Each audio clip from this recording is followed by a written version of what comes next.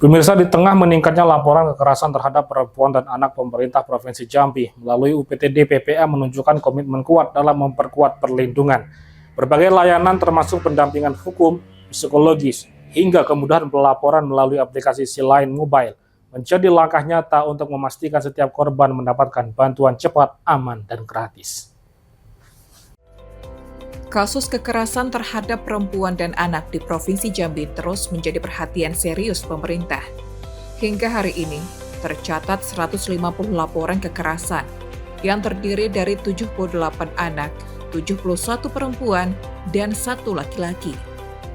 Dari keseluruhan laporan tersebut, kekerasan pada anak masih didominasi oleh kekerasan seksual dengan rentang usia korban mulai dari 5 tahun hingga 16 hingga 17 tahun. Alsi Toprini, UPTD PPA Provinsi Jambi, mengatakan kondisi ini memperlihatkan bahwa anak-anak tetap menjadi kelompok yang sangat rentan terhadap berbagai bentuk kejahatan seksual. Sementara itu, pada perempuan, kasus KDRT banyak didominasi oleh bentuk penelantaran dan kekerasan ekonomi. Selain itu, semakin banyak perempuan yang melaporkan kekerasan seksual yang terjadi di lingkungan kerja, menunjukkan bahwa ruang kerja belum sepenuhnya aman bagi perempuan. Data penanganan hingga November 2025 mencatat bahwa dari 150 laporan tersebut, bentuk kekerasan yang paling banyak terjadi adalah psikis, sebanyak 56 kasus. Disusul fisik 45 kasus, TPPO atau AMPK 23 kasus, seksual 18 kasus, dan penelantaran 8 kasus. Dari keseluruhan kasus, 60 diantaranya telah diproses secara hukum, sementara kasus lainnya masih dalam tahapan penyelidikan, pendampingan, hingga dirujuk ke rumah perlindungan dan RSPA. Lanjutnya, untuk kasus anak tercatat 78 korban, terdiri dari 43 laki-laki dan 35 perempuan. Bentuk kekerasan seksual yang mendominasi kategori ini dengan 33 kasus, disusul kekerasan psikis, fisik, penelantaran, dan TPPO.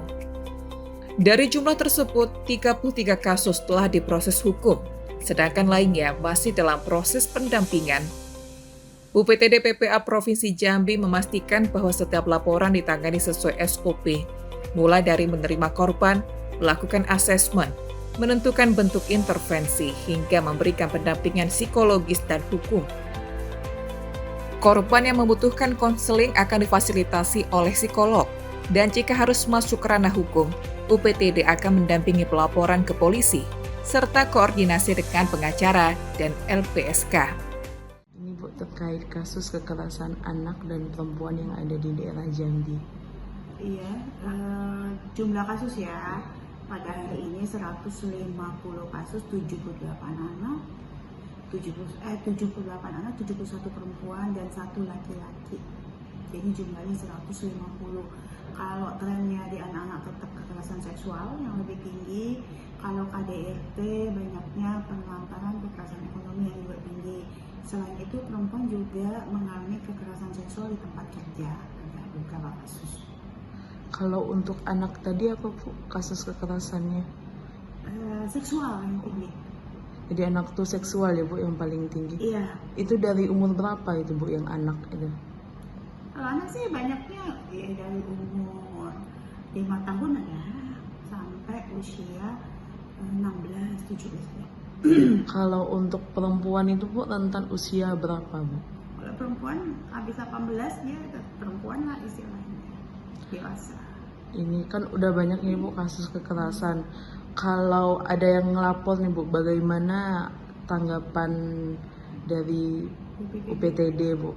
Kalau lapor sih sesuai SOP ya, sesuai aturan, datang, kemudian kita mengambil data dan intervensi kasus, mau diapakan kasusnya, ya udah kita jalanin sesuai prosedur aja sih. Kalau dia butuh pendampingan psikologi, ya konseling, laporan ke polisi untuk hukumnya dan didampingi pengacara. Ini Bu, ada nggak Bu pesan buat korban yang takut untuk melapor Bu? Ya, kalau korban sih jangan takut melapor, karena di UPTD PPA Provinsi Jambi sudah punya ya aplikasinya, namanya Silayang Mobile. Jadi kalau takut malu melapor, boleh lewat Silayang Mobile, nanti di-download di Play Store, kemudian mengisi NIK dan nomor HP. Bisa terhubung dengan kami dan segera masyarakat bisa untuk membuat laporan gitu ya. Yang kedua, semua layanan di UPTD itu bentuknya gratis. Berarti Pak Gubernur, pemerintah ikut hadir dalam penanganan kasus kekerasan terhadap perempuan dan anak. Jadi aksesnya dipermudah semuanya dan gak usah takut karena kita juga kerjasama dengan polisi untuk perlindungan bahkan sampai ke LPSK, ya. Jadi bisa kapan diakses, kapan aja ya Bu Boleh, aplikasi? kalau di mobile, Silayang Mobile boleh. Kapan saja, nanti ada admin untuk menjawabnya. Boleh nanti itu melapor, boleh juga itu konsultasi dulu sebelum melapor, boleh konsultasi anak bahkan boleh juga. Gitu aja. UPTD mengimbau masyarakat agar tidak takut melapor. Setiap laporan akan diterima dan ditangani dengan baik, aman, dan profesional demi memutus mata rantai kekerasan terhadap perempuan dan anak di Provinsi Jambi. Sarli, Rani, JEK TV melaporkan.